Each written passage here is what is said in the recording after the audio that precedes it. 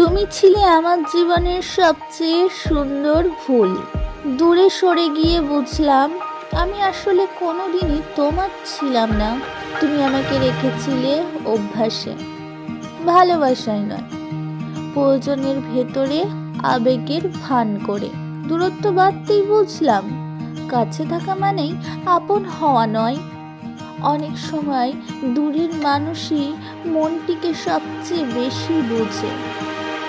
আমি ভেবেছিলাম সময় সব ভুলিয়ে দেয়, কিন্তু সময় শেখায় কিভাবে না পাওয়া মানুষটাকে অল্প হাসির আড়ালে বাঁচিয়ে রাখতে হয়।